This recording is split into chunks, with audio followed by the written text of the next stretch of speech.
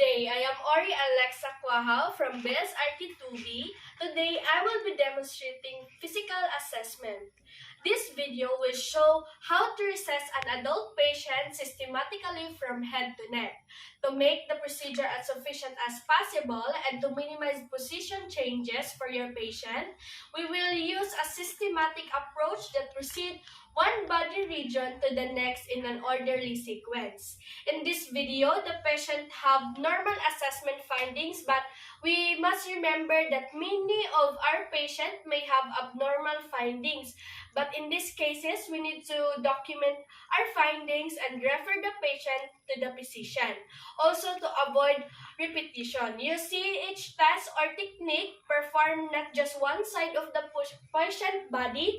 In practice, of course, you'll need to repeat in the opposite side. Start your assessment by taking the detailed health history to obtain subjective data. To make the patient feel comfortable and respected, begin with open-ended questions. Please sit down, sir. Can I check before I begin? What would you bring to the office today? I want a physical assessment. Do you have problem in your ears? No. In your mouth? No. In your nose? No. In your eyes? Side? No. In your neck? No. Did you smoke? Yes. And also, note the patient level of consciousness, including his degree of wakefulness, orientation to person, place, and time. After obtaining, ask the patient to empty his bladder in urine specimen and ask to put a gown. Please, sir, put butana pag-ihi, sir, and then open gown. First is inspect the head and face. It should be normal in size, shape, symmetry, and contour. Look at the patient hair, noted distribution, quantity, texture, and color. The hair should not be extremely dry or oily and should not contain scales or nits. Next is palpate the patient's scalp. It should be pink, noble, and free of lesions. You may feel bony prominences in the forehead, in the sides of parietal bones, and behind the ears. These are normal. Can I just check?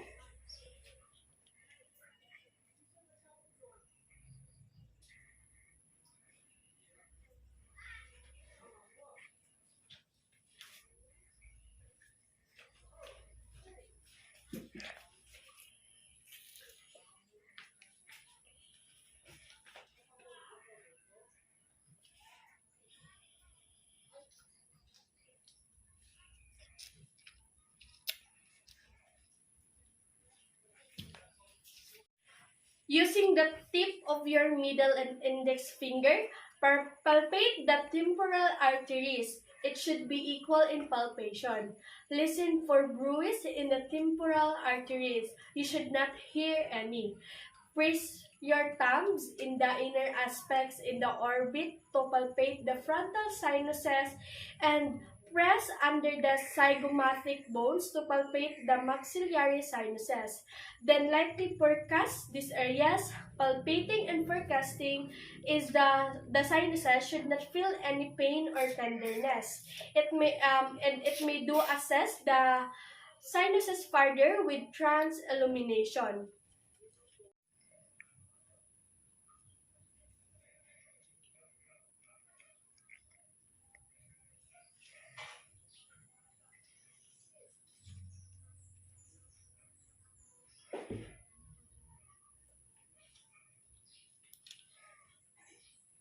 Sakit? Sakit? Sakit? Sakit? Sakit? Sakit? Sakit? Sakit? Move your fingers to the patient temporal medulla or joints as you palpate in your middle finger. Instruct the patient to open and close his mouth. The joint should move freely and painlessly.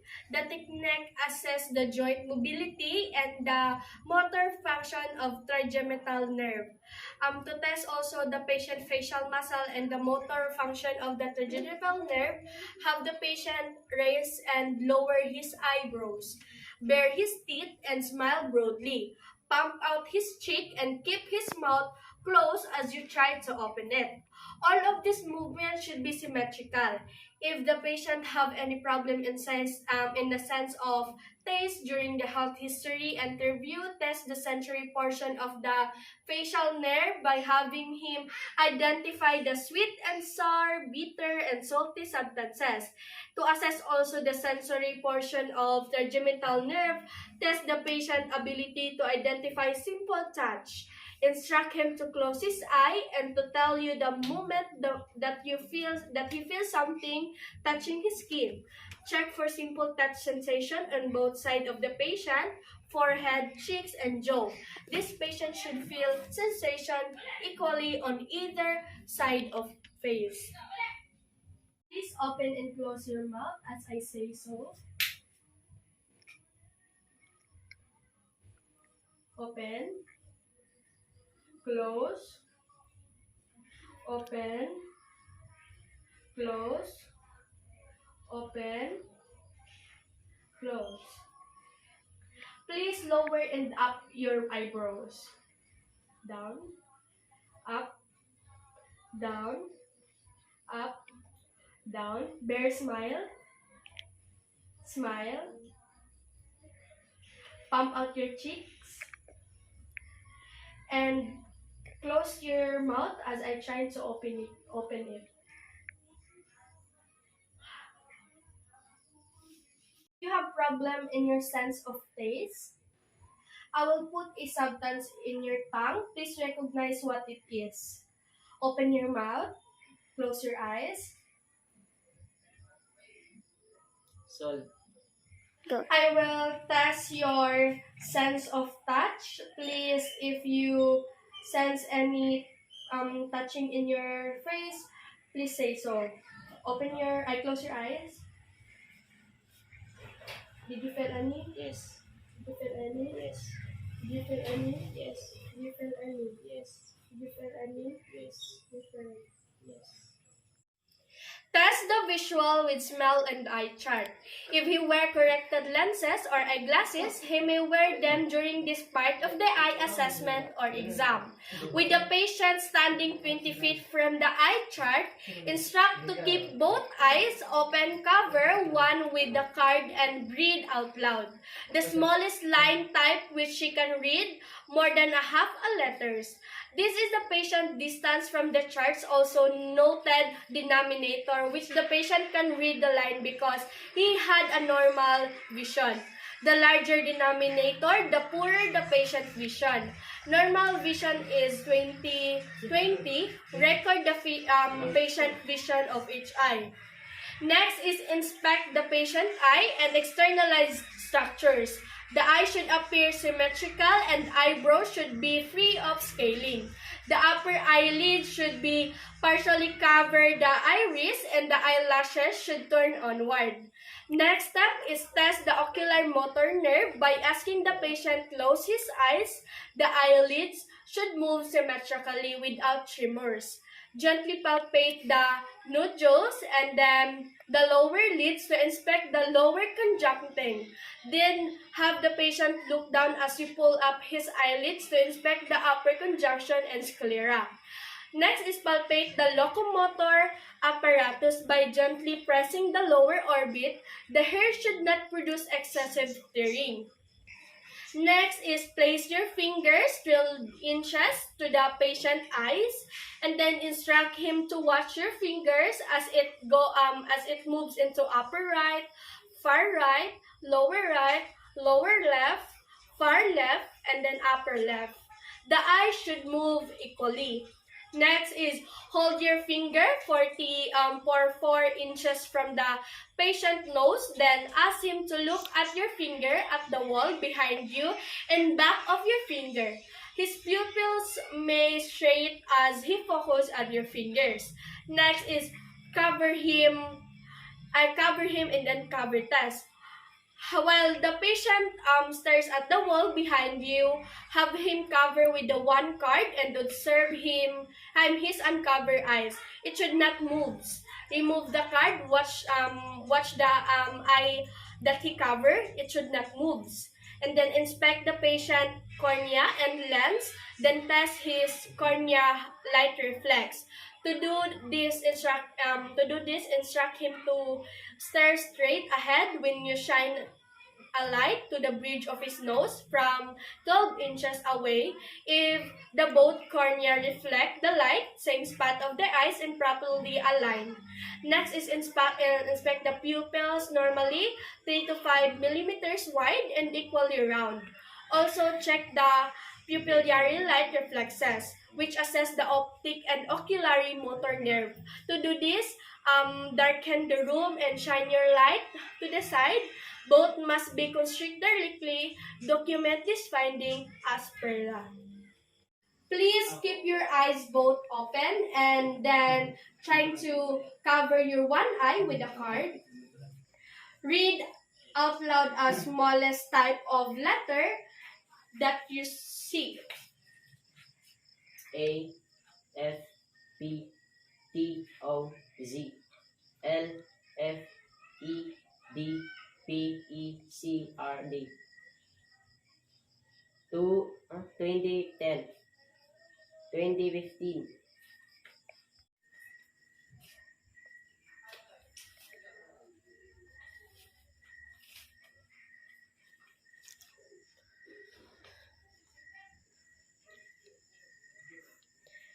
Please close your eyes.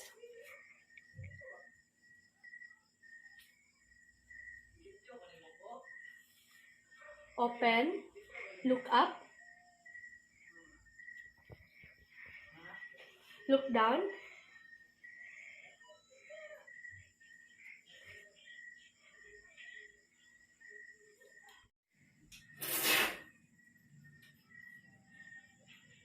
Please focus. Upper right, far right, lower right, lower left, far left, upper left. Focus. Please do the cover and uncover test. Please cover your one eye with a card. Remove.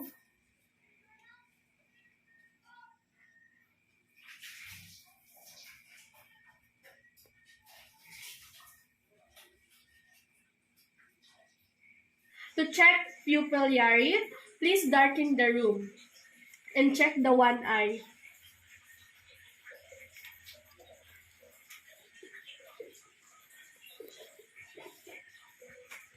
Next is assessing the nose and mouth. Briefly inspect and palpate the external part of the patient's nose. It should be fairly symmetrical, with no lesions, deformities, or deviations.